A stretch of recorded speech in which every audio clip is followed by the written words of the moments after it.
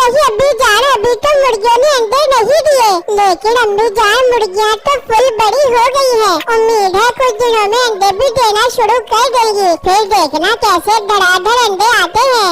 अच्छी बात है बेटा, हम तो अंडों की हर तरह की डिश बनाकर खाया करेंगे। अच्छा अम्मी जान, मैं मुर्गियों को सैर करवाने के लिए ले जा रहा हूँ। सैर करने से ये सारी मुर्गियाँ एकदम ताजा हो जाती हैं और इनकी सेहत भी दुरुस्त रहती है। ठीक है बेटा, ले जाइए। फिर बिट्टू उन मुर्गियों को दड़बे में से निकाल कर सैर करवाने के लिए ले जाता है। वो उन्हें गांव की मुख्तलिफ जगहों पर सैर करवाता और शाम में घर ले आता था। उस गांव में 2 मियाँ बीवी रहते थे जिनका काम सिर्फ और सिर्फ सोना था। और बेगम कहाँ जा रही है? पहले ये बता, कहाँ से आ रही है? बाथरूम से आ रही है, सोने के लिए जा रही हूँ, बहुत जोर की नींद आ रही है। और तू पागल तो नहीं हो गई? अरे घंटा पहले ही सोकर उठी थी, अब दोबारा सोने के लिए जा रही है। नहीं तो और चेक करो, तूने कौन सी सोने की खेती लगाई है जिसे काट पीट के अपना टाइम पास करे बापू? मैं तो सो कर अपना टाइम पास करे बापू जी। सो मत बेगम, थोड़ी सी गपशप लगाते हैं, दोनों का टाइम अच्छा पास हो जाएगा।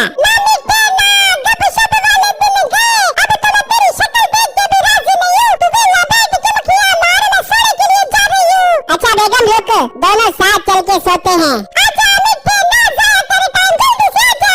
उन दोनों मियाँ बीवी का काम तो बस सिर्फ सोना ही रह गया था। वहाँ बिट्टू मुर्गियों को ले जाने का सोच रहा होता है। यार आज मैं एक काम करता हूँ, आज मैं मुर्गियों को गांव के दूसरी तरफ लेकर जाता हूँ। फिर वो मुर्गियों को गांव के दूसरी तरफ ले जाता है और मीठे के घर के पास से गुजरता है तो मुर्गियों की आवाजों की वजह से उनकी आँख खुल जाती है।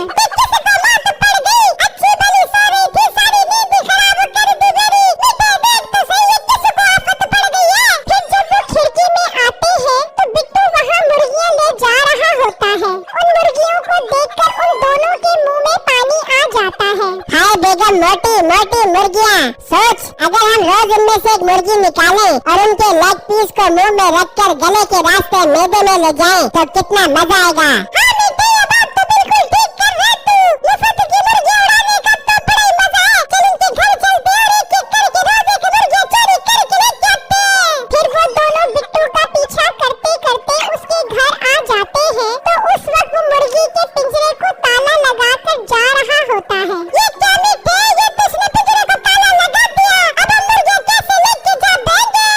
बेगम अगर हमने पिंजरा तोड़ा तो आवाज की वजह से वो बाहर आ जाएंगे। अब हमारे पास एक ही रास्ता है। क्या रास्ता है बेटे, जल्दी बता।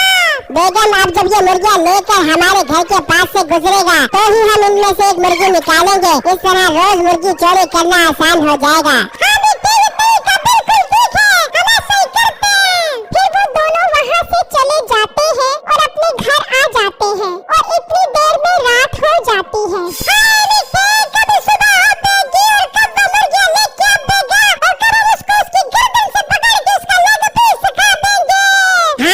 इंतजार तो मुझसे भी नहीं हो रहा। चल दोनों सो जाते हैं ताकि जल्दी से सुबह हो जाए। फिर वो दोनों सो जाते हैं और जब सुबह होती है, चल बेटे उठो, जल्दी से बाहर चल के कोई मस्त जगह देख के खड़े हो जाते हैं ताकि उसकी मुर्गियों को आराम से पकड़ सके। फिर वो दोनों बाहर आकर दरख्त के पीछे खड़े हो जाते हैं तो इतनी देर में बिट्टू मुर्गियाँ लेकर आ जाता है तो मीठा चुपके से एक मुर्गी चोरी कर लेता है। मुर्गी की आवाज की वजह से बिट्टू इधर उधर देखता है। यार ये मुर्गी की इतनी जोर की आवाज क्यों आई है?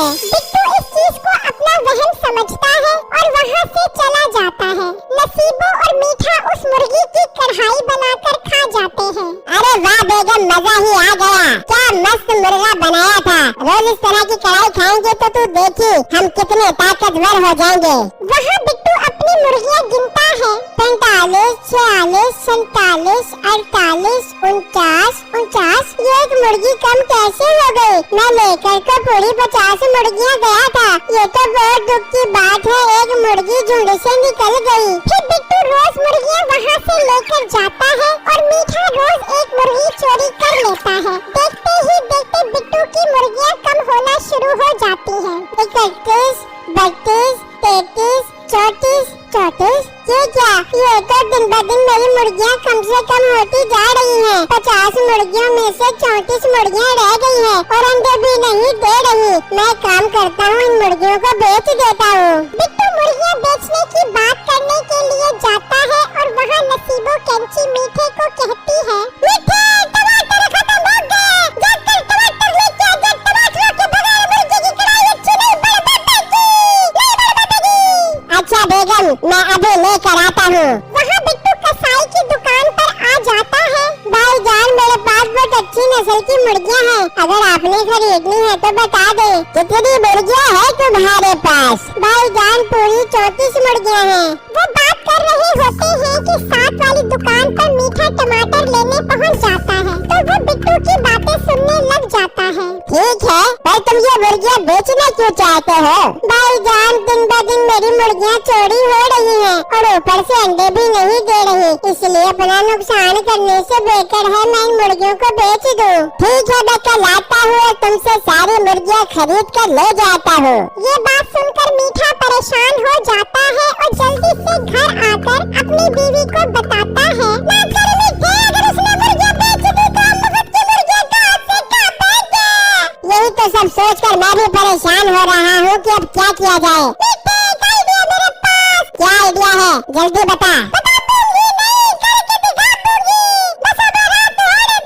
फिर जब रात होती है तो नसीबो 1 दर्जन अंडे लेकर जाती है और वो अंडे मुर्गी के पिंजरे में रख देती है। और बेगम, ये सब करने का फायदा क्या होगा? मेरी बात तो सुनो, जब वो सुबह देखेगा तो उसे लगेगा कि ये अंडे मुर्गियों ने दिए, फिर वो मुर्गियाँ नहीं बेचने देगा और हम मुर्गियाँ पकड़ पकड़ के खाएंगे। वाह वाह वाह बेगम, जवाब नहीं तेरा दिमाग का। फिर वो दोनों घर आ जाते हैं और जब सुबह होती है तो बिट्टू बाहर आता है तो वो अंडे देखकर खुश हो जाता है। वाह वाह वाह, मेरी मुर्गियों ने अंडे दे दिए। अम्मी अब्बू, जल्दी से बाहर आओ, मेरी मुर्गियों ने अंडे दे दिए हैं। उसके माँ बाप खुशी में बाहर आते हैं। मुबारक हो बेटे, मुबारक हो, तेरी मेहनत तो रंग ले आई है। ये तो बहुत खुशी की बात है कि तेरी मुर्गियों ने अंडे देना शुरू कर दिए हैं। मैं भी बहुत खुश हूँ, आखिर अब मुझे रोज अंडे खाने को मिलेंगे। वो बातें कर रहे होते हैं कि कसाई आ जाता है। ले भाई बेटे, मैं आ गया हूँ मुर्गियाँ खरीदने के लिए, जल्दी से मुर्गियाँ मेरी गाड़ी में लोड करवा दो। नहीं कसाई भाई, I am really very very sorry, अब मेरी मुर्गियों ने अंडे दे दिए हैं, अब मैं इन मुर्गियों को नहीं बेचूंगा। ये क्या बात हुई भला? कल तो तुम मुर्गियाँ बेचने का कह रहे थे और आज मुकर रहे हो। अच्छा, अगर ये मुर्गियों ने अंडे नहीं दिए तो फिर क्या ये डरक से आए हैं? ये अंडे तुमने जानबूझकर रखे हैं मुझे मुर्गियाँ ना बेचने के लिए। भाई प्लीज मुझे परेशान मत करो, यहाँ से चले जाओ, मैंने मुर्गियाँ नहीं बेचनी। कसाई गुस्से में वहाँ से चला जाता है। अम्मी जान, मैं मुर्गियों को सैर करवाने के लिए जा रहा हूँ, आप अंडे निकाल कर अंडों की भुजिया बनाओ, मैं वापस आकर अंडों की भुजिया खाऊंगा। फिर बिट्टू मुर्गियों को सैर करवाने के लिए ले जाता है तो मीठा फिर उसकी एक मुर्गी उठा लेता है और अंदर आ जाता है। चल बेगम, बना दे लाजवाब किस्म की कढ़ाई। मीठे बात सुन, रोज रोज मुर्गी की कढ़ाई खाकर हमारे पेट से मुर्गी की आवाज़ आना शुरू हो जाएगी। तो एक काम कर, आज मुर्गी को बेच के इन पैसों से बकरी का गोश्त लेके आ, उसकी कढ़ाई बना के खिला दूंगी अपने बंदे को। हाँ बेगम, आइडिया तो तेरा अच्छा है, चल फिर ऐसा ही करता हूँ। मीठा कसाई की दुकान पर मुर्गी बेचने के लिए जाता है तो कसाई वो मुर्गी पहचान लेता है। मीठा उसे मुर्गी बेचकर उससे पैसे लेकर वहाँ से चला जाता है। वो लड़का तो मुझे बता रहा था कि उसकी मुर्गियाँ चोरी हो रही हैं और ये मुर्गी भी वही है जो मैंने उसके पास देखी थी, इसका मतलब मुर्गियाँ ये चोरी कर रहा है। कसाई गुस्से में अपने साथियों के साथ उनके घर जाता है और उन दोनों को लटका कर उनसे सारी बातें उगलवा लेता है। हमें माफ कर दो भाई, हम ही उनकी मुर्गियाँ चोरी करते थे और हमने ही वहाँ जाकर अंडे रखे थे ताकि वो मुर्गियाँ आपको ना बेचे। देखा ना, अब बोला है सच।